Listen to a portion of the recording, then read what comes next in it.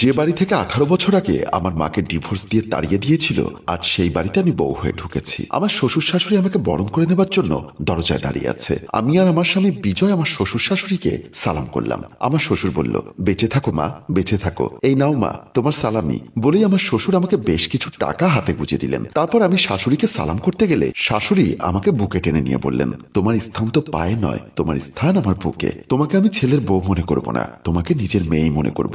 বলে আমার শাশুড়ি আমাকে বুকের সাথে জড়িয়ে নিলেন। কি ভাবছেন এমন ফেরেশতার মতো শ্বশুর শাশুড়ি পেয়ে আমি ধন্য হয়ে গেছি?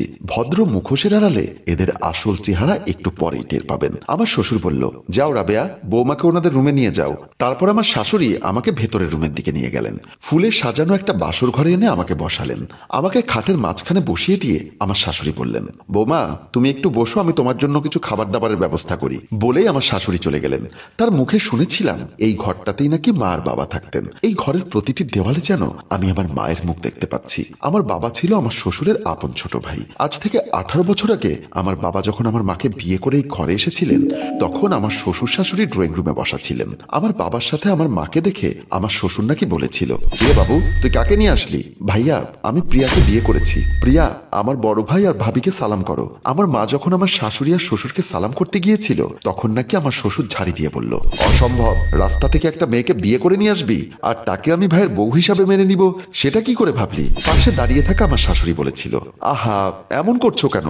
বাবু যখন ভালোবেসে বিয়ে করে এনেছে তাকে মেনে নাও। আমার শাশুড়ির মুখে এমন কথা শুনে আমার শ্বশুর আর দ্বিমত করলো না, কারণ আমার শ্বশুর নাকি শাশুড়ির কথায় ওঠে আর বসে, বউয়ের কথার একচুল বাইরে যায় না। অবশেষে আমার মা এবং বাবা বড় ভাবিকে সালাম করে এই রুমে চলে আসলো। এদিকে আমার শ্বশুর আমার শাশুড়ির হাত ধরে টানতে টানতে নিজেদের রুমে গিয়ে বললেন, কি ব্যাপার রাবেয়া, তুমি নিজেই আমাকে বলছিলে আমি যেন বাবুকে এত সহজে বিয়ে না করাই, আর আজ বাবু আমাদের না জানিয়ে কোথা থেকে মেয়ে একটা বিয়ে করে নিয়ে আসলো আর তুমি তাতেই ওর পক্ষ নিয়ে নিলে? আরে হাদারাম, তোমার মতো অল্প বুদ্ধি নিয়ে কি আমি চলি? কান খুলে একটা কথা শুনে রাখো, বাবু যেহেতু তোমার আপন ছোট ভাই, সেহেতু সে এই বিল্ডিং এর অর্ধেক মালিক। শুধু এই বিল্ডিং না, তোমার স্থাবর অস্থাবর সকল সম্পত্তির অর্ধেক মালিক। তাই আমি চেয়েছিলাম তাকে বিয়ে না করিয়ে অবিবাহিত রেখে তিলে তিলে মেরে ফেলতে, কারণ তাকে যদি আমি ডাইরেক্ট মেরে ফেলি তাহলে আমি আর তুমি হব খুনের মামলার আসামি। আর যদি খাবারে স্লো পয়জনিং দিয়ে তিলে তিলে মেরে ফেলি তাহলে সাপও মরবে, লাঠিও ভাঙবে না। এখন যেহেতু সে আমাদের অমতে বিয়ে করে ফেলেছে, আমরা যদি তার বিপক্ষে যাই তাহলে সে সোজা কোর্টে গিয়ে আমাদের বিরুদ্ধে তার প্রাপ্য সম্পত্তির মালিকানা দাবি করে মামলা টুকে দিবে। তো এখন তুমি কি করতে চাও? ওয়েট অ্যান্ড সি বেবি, সাপও মারবো, লাঠিও ভাঙবে না। এর মধ্যে বাবা মায়ের দাম্পত্য জীবনের 3 মাস কেটে গেল। মা নাকি তখন 1 মাসের গর্ভবতী। দুপুরের দিকে ওনার বড় ভাই আর ভাবি রুমে আসলেন। ওনাদের দুজনকে একসাথে আসতে দেখে আমার বাবা নাকি বলল, ভাইজান তোমার কষ্ট করে এখানে আসার দরকার কি ছিল? তুমি ডাকলে তো আমি তোমার রুমে যেতাম।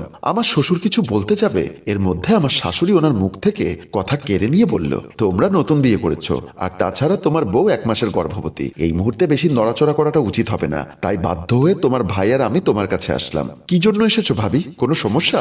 বলছিলাম কি, আগে তো আমরা মাত্র 4 জন ছিলাম, আমি, তোমার ভাই, তোমার ভাতিজা বিজয় এবং তুমি। এখন তো আল্লাহর রহমতে তোমার বউকে নিয়ে আমরা 5 জন হয়েছি। আবার আল্লাহ যদি রহমত করে কিছুদিন পরে তোমার সংসারে আসবে আর একটা ফুটফুটে সন্তান, তখন তো এই সংসারের খরচ বেড়ে যাবে। আমার ছেলে বিজয়কে মানুষ করতে হবে, তোমার অনাগত সন্তানের ভবিষ্যৎ চিন্তা করতে হবে। তাই বলছিলাম কি, তুমি যদি এখন বিদেশে গিয়ে কিছু টাকা পয়সা ইনকাম করে আসতে, তাহলে আর আমার সন্তান এবং তোমার সন্তানের ভবিষ্যৎ নিয়ে কোনো টেনশন করতে হতো না। কারণ আমার শ্বশুর মারা যাবার সময় এই বাড়িটা ছাড়া তোমাদের 2 ভাইয়ের জন্য আর কিচ্ছু রেখে যেতে পারেনি। তোমার ভাইটাও হার্টের রোগী, সে ইচ্ছা করলেই কিছু করতে পারে না।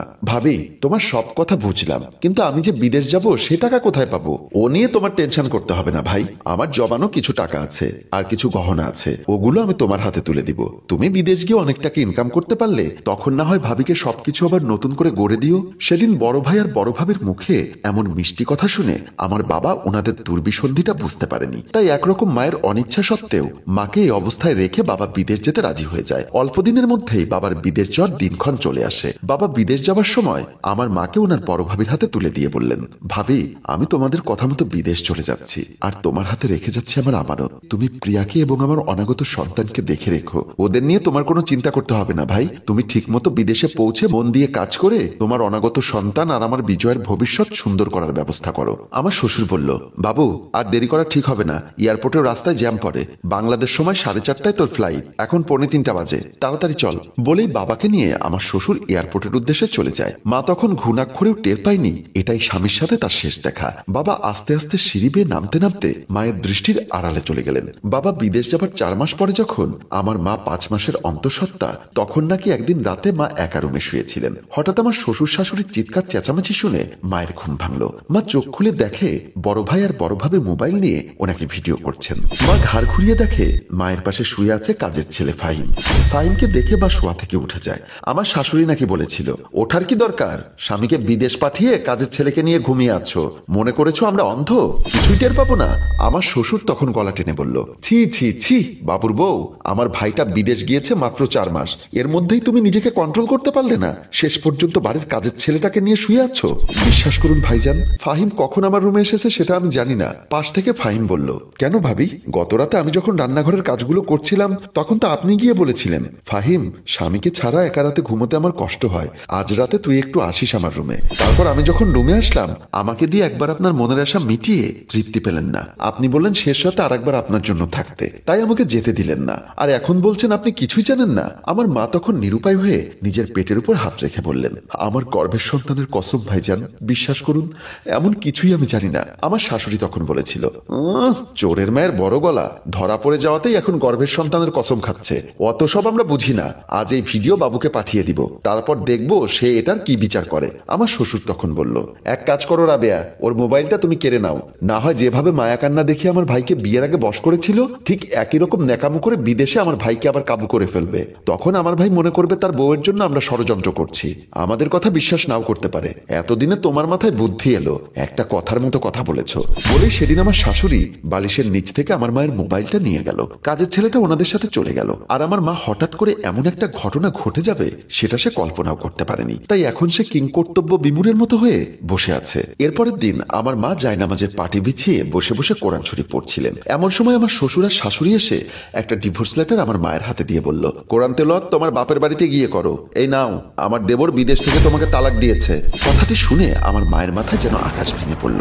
আমার শ্বশুর পাশে দাঁড়িয়ে বলল, বাবু নাকি তোমাকে বিয়ে করার সময় কাজী অফিসে 1 লক্ষ টাকা দেনমোহর ধার্য করেছিল, যার অর্ধেক উসুল আর অর্ধেক বাকি, এই নাও, এখানে 50,000 টাকা আছে, নিয়ে তাড়াতাড়ি আমার ঘর থেকে বিদায় হও। মা তখন কাঁদতে কাঁদতে বললেন, এসব কি বলছেন আপনারা, আমার বাবু আমাকে তালাক দিতে পারে না, আমি একটু বাবুর সাথে কথা বলতে চাই। আমার ভাই ডিরেক্ট বলে দিয়েছে, তুমি যদি ওকে কল করো কিংবা তুমি এখনো আমাদের ঘরে আছো, যদি সে শুনতে পায় তাহলে প্রবাসে সে হত্যা করবে, এই দেশে তার লাশ আসবে, সে আসবে না। সেদিন আমার শ্বশুরের মুখে এমন কথা শুনে আমার মা আর দ্বিতীয় শব্দটি করেনি। আমার শ্বশুরের দেওয়া 50,000 টাকা ওনার হাতে দিয়ে পবিত্র কোরআন শরীফটিকে সম্বল হিসেবে নিয়ে এক কাপড়েই বাড়ি থেকে বের হয়ে গিয়েছিলেন। সেদিন রাতে নাকি আমার বাবা বিদেশ থেকে বারবার কল দিয়েও যখন মাকে পাচ্ছিল না, তখন নিরুপায় হয়ে ওনার বড় ভাইয়ের মোবাইলে কল দিল।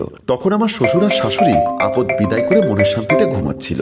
এখানে একটা কথা বলে রাখি, এখন যাকে আপনারা আমার স্বামী হিসাবে দেখছেন, সেই বিজয় তখন থাকতো আমার শাশুড়ির বাপের বাড়িতে, ওখানে থেকে লেখাপড়া করত, তাই এতক্ষণ আপনারা আমার শ্বশুর শাশুড়ির সাথে বিজয়কে একটিবারের জন্য দেখেননি। কয়েকটা রিং পড়ার পর ততক্ষণে আমার শাশুড়িরও ঘুম ভেঙে গেল। কে ফোন করেছে?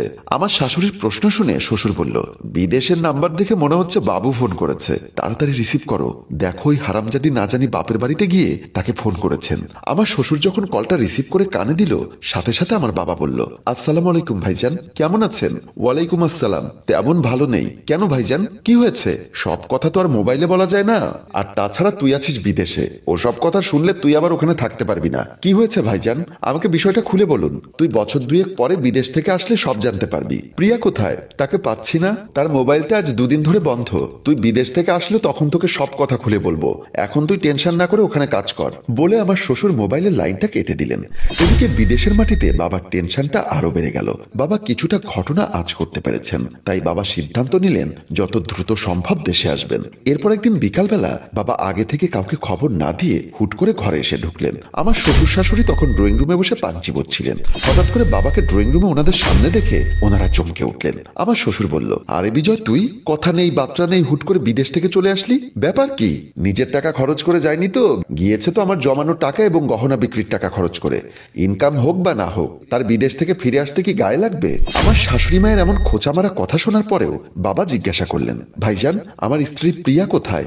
আমার শ্বশুর বললেন, তোর স্ত্রী প্রিয়া কোথায় দেখ, বলে পকেট থেকে মোবাইলটা বের করে বাবার হাতে দিলেন। বাবা ভিডিওটা দেখার পরে নিজেকে আর কন্ট্রোল করতে পারছিলেন না।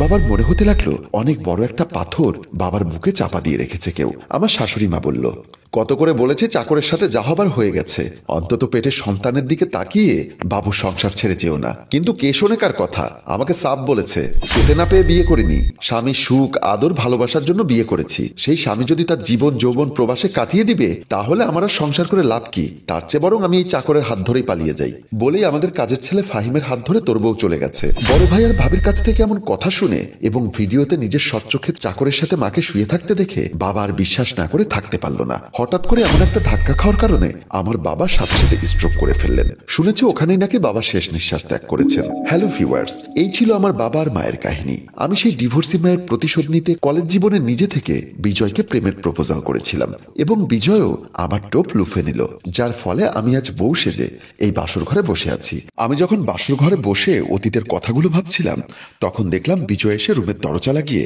মিটিমিটি হাসতে হাসতে আমার সামনে এসে বসলো। আমি জিজ্ঞাসা করলাম, কি ব্যাপার, এমন হাবলার মতো মিটিমিটি হাসছো কেন? অনেকের প্রেম নাকি পার্ক আর সিনেমার হল পর্যন্ত, বাসর ঘর পর্যন্ত আসতে পারে না। সেদিকে আমি সৌভাগ্যবান, কলেজ লাইফের প্রেমকে বাসর ঘরে এনে ছেড়েছি। আমিও ভাগ্যবান তোমার মতো একটা স্বামী পেয়েছি। তোমাকে অনেক সুন্দর লাগছে। প্রেম করার সময় তোমার এমন অনেক কথা শুনেছি, তাই পুরনো কথাগুলো নতুন ভাবে ভালো লাগছে না। তাহলে কি করলে ভালো লাগবে? তুমি আহম্মক নাকি? একজন স্ত্রীর বাসর ঘরে বসে তার স্বামী কি করলে তার ভালো লাগবে সেটা কি তুমি বোঝো না? ও বুঝেছি, তোমার বুঝি আর তর সইছে না। সইবে কিভাবে? শুনেছি ছেলেদের 6 গুণ হলে মেয়েদের নাকি 9 গুণ। আমার 6 গুণ নিয়ে আমি সহ্য করতে পারছি না, আর তুমি 9 গুণ নিয়ে কিভাবে বসে থাকবে? এসো শুরু করি। শুরু করার আগে যে তোমাকে একটা পরীক্ষায় পাশ করতে হবে। আমার মুখে পরীক্ষার কথা শুনে বিজয় ঘাবড়ে গেল। জীবনের সব পরীক্ষায় সে ফার্স্ট হয়েছে, কিন্তু আজ বাসর ঘরে নতুন বইয়ের পরীক্ষায় সে কতখানি সফল হতে পারে সেটাই এখন ভাবার বিষয়। তবুও সাহস নিয়ে বলল, কি পরীক্ষা করবে শুনি? তুমি তো নিশ্চয়ই আমাকে অনেক ভালোবাসো। হ্যাঁ, আমাকে তো আর কখনো তালাক দিবে না, প্রশ্নই আসে না। আমার সবকিছু তোমার আর তোমার সবকিছু আমার, এই কথা তো নিশ্চয়ই মানো। ডেফিনেটলি, এবং আমাকে প্রচুর বিশ্বাস করো, তাই না? সেটা কি আর নতুন করে বলতে হবে? তখনই আমি আগে থেকে লিখে রাখা একটা স্ট্যাম্প আর একটা কলম আমার বুকের ভেতর থেকে বের করে তার সামনে ধরে বললাম, তাহলে চোখ বন্ধ করে এখানে একটা সিগনেচার করে দাও। বিজয় আমার হাত থেকে স্ট্যাম্পটা হাতে নিয়ে পড়তে লাগলো। পড়তে হবে না, ওখানে কি লেখা আছে সেটা আমি বলছি। ওখানে লেখা আছে, আমি বিজয় চৌধুরী, পিতা মমিন চৌধুরী, মা রাবেয়া চৌধুরী। আমার নগদ টাকার প্রয়োজন হওয়ায় দ্বিতীয় পক্ষ নাম জেসি চৌধুরী, পিতা বাবু চৌধুরী। মা প্রিয়া চৌধুরীর কাছ থেকে আমার পিতৃসূত্রে পাওয়া বসত ভিটা বন্ধক রাখিয়া নগদ 50 লক্ষ টাকা ধার নিলাম। আমার এমন কথা শুনে বিজয় অবাক না হয়ে পারল না। সে আমতা আমতা করে বলতে লাগলো, এসব কি বলছো জেসি? তুমি আমাকে কতটুকু বিশ্বাস করো এবং আমার উপর তোমার আস্থা কতটুকু সেটাই বাসর ঘরে মেপে দেখছি। না না, তোমার উপর পূর্ণ আস্থা আমার আছে, বলেই আমার দেওয়া স্ট্যাম্পে সিগনেচার করে দিল। তারপর আমি বললাম, এই না হলে আমার দুষ্টু মিষ্টি স্বামী, তুমি একটু ওয়েট করো, আমি বিয়ের কাপড়টা ছেড়ে অন্য একটা কাপড় পরে এসে এখনই তোমাকে খুশি করে দিব। বলেই আমি খাট থেকে নেমে গেলাম। পরদিন সকালবেলা সবাই ঘুম থেকে ওঠার আগে আমি ঘুম থেকে উঠে গোসল ছেড়ে ডাইনিং রুমে বসে নাস্তা করছি আর মনে মনে ভাবছি, আমি আমার পিতামাতার প্রতিশোধ নিতে পারবো। মাকে ঘরে কথা দিয়ে এসেছি, যে ঘর থেকে বিজয়ের মা বাবা তোমাকে মিথ্যা ডিভোর্সের নাটক সাজিয়ে বের করেছিল, সেই ঘরে আমি তোমার সম্মান, তোমার প্রাপ্য অধিকার বুঝিয়ে দিতে সেই ঘরে তোমাকে ফিরিয়ে আনবো। কথাগুলো ভাবতে ভাবতে এর মধ্যে আমার নাস্তা করা শেষ হয়ে গেল। আমার শাশুড়ির ভোরবেলায় ঘুম ভেঙে গেল, হয়তোবা প্রস্রাবের চাপ পেয়েছে। সচরাচর সকালবেলা সবাই প্রস্রাবের চাপ পায়, তাই উনি তাড়াহুড়ো করে খাট থেকে নেমে ড্রয়িং রুমের দিকে চলে আসলেন। উনি ড্রয়িং রুমে এসে দেখলেন আমি সোফাতে হেলান দিয়ে টি টেবিলে পাতুলে সাত সকালে বসে সিগারেট টানছি। উনি হঠাৎ করে আমাকে এই অবস্থায় দেখে ভূত দেখার মতো চমকে উঠলেন। আমি ওনাকে দেখে বললাম, কি হয়েছে, এমন বিচলিত হলেন কেন? মাগো, তুমি কি আমাদের বিজয়ের বউ জেসি, যার গতরাতে আমার ছেলের সাথে বিয়ে হয়েছে? আপনার কি সন্দেহ লাগছে? না সেটা না, কিন্তু তুমি নতুন বউ, শ্বশুর বাড়িতে প্রথম দিনে সেই ড্রয়িং রুমে সোফার উপর বসে টি টেবিলে পা টেনে দিয়ে যেভাবে সিগারেট ফুঁকছো, তাতে তো মনে হচ্ছে তুমি মরে ভূত হয়েছো কিনা বুঝতে পারছি না। এখানে কেউ মরে ভূত হয়নি, তবে আমার কথা না শুনলে আমি তাকে মেরে ভূত করে ছাড়বো। আপনি এমন সাত সকালে কোথায় যাচ্ছেন? আমতা আমতা গলায় আমার শাশুড়ি বলল, প্রস্রাবের চাপ পেয়েছে, তাই একটু বাথরুমে যাচ্ছি। ওখানে আমার গোসলের কাপড় চোপড় গুলো আছে, আক্কেল করে ওগুলো ধুয়ে দিয়ে বেলকনিতে শুকাতে দিবেন। তুমি এসব কি বলছো বৌমা? আমি তোমার শাশুড়ি, আপনাকে তো আমি সতীন ভাবছি না। শাশুড়ি ভাবছি বলেই তো এত কথা বলছি, না হলে তো ঘাট চেপে ধরে কাপড় কাচার জন্য বাথরুমে ঢুকিয়ে দিতাম। আমার এমন কথা শুনে আমার শাশুড়ি বাথরুমের দিকে না গিয়ে আবারও নিজের রুমের দিকে চলে যাচ্ছিল। আমি একটা ধমক দিয়ে বললাম, কি ব্যাপার, প্রস্রাব করতে না গিয়ে ওদিকে কই যাচ্ছেন? আমার প্রস্রাবের চাপ কেটে গেছে বলেই উনি দৌড় দিয়ে নিজের রুমের দিকে ঢুকে গেলেন। রুমে এসে আমার ঘুমন্ত শ্বশুরের উপর গিয়ে পড়ল। কি ব্যাপার, তুমি এমন সাত সকালে হঠাৎ করে আমার গায়ের উপর এসে পড়লে কেন? দুনিয়ার মুসিবত সব আমার মাথার উপর এসে পড়েছে, তাই আমি তোমার গায়ের উপর এসে পড়েছি। মানে কি? মানে কি নিজের চোখে দেখবে, এসো বলে আমার শ্বশুরকে খাট থেকে নামিয়ে টানতে টানতে ড্রয়িং রুমের দিকে নিয়ে আসলেন। আমার শ্বশুরকে নিয়ে যখন আমার শাশুড়ি ড্রয়িং রুমে আসলেন, তখনও আমি আগের ভঙ্গিতে সোফায় বসে টি টেবিলের উপর পা রেখে সিগারেট টানছিলাম। আমার শ্বশুর যেন শস্যের মধ্যে ভূত দেখলেন। আমি ওনার দিকে তাকিয়ে বললাম, কি দেখছেন এমন করে? তুমি মানে আপনি কি আমাদের বৌমা? বৌমা নয়, বলুন জ্বলন্ত বৌমা। 19 থেকে 20 হলেই ব্লাস্ট হয়ে পুরো ঘরটা ধ্বংস করে দিব। এমন কথা শুনে আমার শ্বশুর শাশুড়ি ভয় পেয়ে গেলেন। এখনো তো মাত্র শুরু, ওনাদের হৃদয়ে কম্পন তুলে দিতেই তো আমি এই ঘরে এসেছি। আমার শ্বশুর এখন কিছুটা সাহস সঞ্চয় করে বললেন, দেখো মেয়ে, এটা তোমার বাবার বাড়ি নয়, এটা তোমার শ্বশুর বাড়ি। আর তুমি বিয়ের পরদিনই সেই শ্বশুর বাড়িতে বসে সিগারেট টানছো? এত বড় স্পর্ধা তোমার হয় কিভাবে? আমি একটা ধমক দিয়ে বললাম, গলা নামিয়ে কথা বলুন। আগেই বলেছি আমি বৌমা নই, তরতাজা একটা বোমা। শুনুন, এই বুড়ো মহিলা আমার জন্য নাস্তা তৈরি করবে, আর আপনি গিয়ে আমার গোসলের কাপড়গুলো ধুয়ে বেলকনিতে শুকাতে দিয়ে আসবেন। আমার শাশুড়ি কাপা কাপা গলায় বলল, বৌমা, উনি তোমার শ্বশুর হয়, উনি হার্টের রোগী, উনি কিভাবে তোমার গোসলের কাপড় ধুবে? অত সব বুঝি না, উনি আমার গোসলের কাপড় ধুবে, আর আপনি আমার জন্য নাস্তা তৈরি করবেন, যান। আমার এমন কথা শুনে আমার শ্বশুর বলল, মগের মুল্লুক নাকি? বিজয় কই? ওর বউ এগুলো কি শুরু করেছে? বিজয়, এই বিজয় বলে ডাকতে ডাকতে আমার শ্বশুর শাশুড়ি আমাদের রুমের দিকে গেলেন। এসে দেখে বিজয় মনের সুখে নাক ডেকে ঘুমাচ্ছে। আমার শ্বশুর বিজয়টাকে একটা খোঁচা মেরে বলল, এই হারামজাদা, কোথাকার কোন মেয়েকে ধরে নিয়ে আসলি? সে তো এখন ড্রয়িং রুমে বসে সিগারেট ফুঁকছে, আর তোর মা আর আমাকে বলছে ঘরের কাজ করতে। বিজয় শোয়া থেকে উঠে চোখ কচলাতে কচলাতে বলল, এইসব কি বলছো বাবা? তোমার কি মাথা ঠিক আছে? পাশে দাঁড়ানো আমার শাশুড়ি বলল, তোর বাবা আর আমার মাথা ঠিক ছিল, কিন্তু তোর বউয়ের এমন কার্যকলাপ দেখে আমাদের মাথা ঘুরে গেছে। তুই আয় আমাদের সাথে, দেখ তোর বউয়ের অপকর্ম। বলেই বিজয়কে খাট থেকে নামিয়ে ড্রয়িং রুমের দিকে নিয়ে আসলেন। বিজয়কে আসতে দেখে আমি সিগারেটের শেষ টানটা দিয়ে সিগারেটটা ময়লার পাতিলে ফেলে দিলাম। আমাকে দেখে বিজয় বলল, কি ব্যাপার জেসি, তুমি এসব কি করছো? তুমি নাকি বাবাকে তোমার গোসলের কাপড় এবং মাকে সকালে নাস্তা রেডি করতে বলেছো? হ্যাঁ বলেছি, তাতে সমস্যা কি? ওনারা তোমার শ্বশুর শাশুড়ি, মা বাবার মতো। আমার কাছে ওনারা চাকর আর চাকরানির মতো, সাথে তুমিও আমার বিশ্বস্ত গোলামের মতো। বিজয় এবার উত্তেজিত হয়ে বলল, তুমি কিন্তু লিমিট ক্রস করছো জেসি, গলা নামিয়ে কথা বলো। বিয়েতে দেনমোহর কত দিয়েছিলে মনে আছে? পাশে দাঁড়ানো আমার শ্বশুর বলল, এই হারামজাদা, বল বিয়েতে কত টাকা দেনমোহর দিয়েছিস? 50 লক্ষ টাকা। আমার শাশুড়ি চোখ বড় বড় করে বলল, 50 লক্ষ টাকা? সামান্য একটা বিয়েতে এত টাকা কেউ দেনমোহর দেয় নাকি? আমি একটা হাসি দিয়ে বললাম, দেনমোহর তো 50 লক্ষ, এর বাইরেও আপনার ছেলে এই বাড়ি ভিটে আমার কাছে বন্ধক রেখে আরো নিয়েছে 50 লক্ষ। তার মানে আমার দেনমোহরের 25 লক্ষ এবং আমার থেকে বাড়ি বন্ধক দিয়ে নেওয়া 50 লক্ষ টাকা না দেওয়া পর্যন্ত আপনারা সবাই আমার খেয়াল খুশি মতো চলবেন, অন্যথায় চিটিং মামলা দিয়ে জেলে ঢুকিয়ে দিব। আমার মুখে এমন কথা শুনে ওনারা সবাই ভয় পেয়ে যে যার মতো আমার অর্ডার পালন করতে চলে গেল। আমার শাশুড়ি গিয়ে রান্নাঘরে চুলা জ্বালিয়ে দিল। আমাকে বিয়ে করানোর আগে নাকি এই ঘরে একটা চাকরানি ছিল, যেহেতু আমাকে বিয়ে করে আনছে সেহেতু আমাকে দিয়ে ঝিয়ের কাজ করানো যাবে, সেই উদ্দেশ্যে চাকরানিটাকে বিদায় করে দিয়েছিল। এখন উল্টো আমি এসে ওনাদেরকে দিয়ে ঝিয়ের কাজ করাচ্ছি। কেন করাচ্ছি সেটা অনেকেই জানেন না, তারা একটু পর বুঝতে পারবেন। আমার শাশুড়ি অনেক কষ্ট করে রুটি বেলতে লাগলেন, আবার অন্যদিকে আমার শ্বশুর আমার গোসল করে রেখে যাওয়া কাপড়গুলো ধুয়ে দিতে লাগলেন। উনি বুড়ো মানুষ, পারছে না, তবু অনেক কষ্ট করে কাপড়গুলো ধুয়ে দিচ্ছে। ভাবছেন আমি এতটা পাষাণ নির্দয় হই কিভাবে? ওনারাই আমাকে এতটা পাষাণ নির্দয় হতে বাধ্য করেছেন। আমি বিকালবেলা খাওয়া দাওয়া করে মাকে কল করেছিলাম।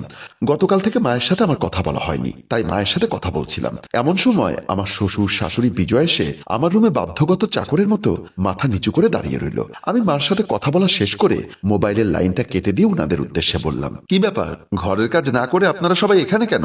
যান তাড়াতাড়ি কাজ করে নিন। যদি দেখি কেউ বিন্দুমাত্র কাজে গাফিলতি করেছেন তাহলে সাথে সাথে ঘাট ধাক্কা দিয়ে আমি তাকে এই বাড়ি থেকে বের করে দিব। তখন আমার শ্বশুর শাশুড়ি আমার পা চেপে ধরে বলল, মারে, এ কোন পাপের শাস্তি তুমি আমাদেরকে দিচ্ছ? সে কথা জানতে হলে আপনাদেরকে বিকেল পর্যন্ত অপেক্ষা করতে হবে। বিকালবেলা আমি ড্রয়িং রুমে বসে আছি, আর আমার শ্বশুর শাশুড়ি এবং স্বামী অপরাধীর মতো মাথা নিচু করে দাঁড়িয়ে আছে। আমি ওনাদের মুখের দিকে তাকিয়ে আমার মৃত বাবা এবং মায়ের চেহারায় তৃপ্তির হাসি দেখতে পাচ্ছি। এমন সময় দরজা খোলার শব্দ পেয়ে আমরা সবাই দরজার দিকে তাকালাম।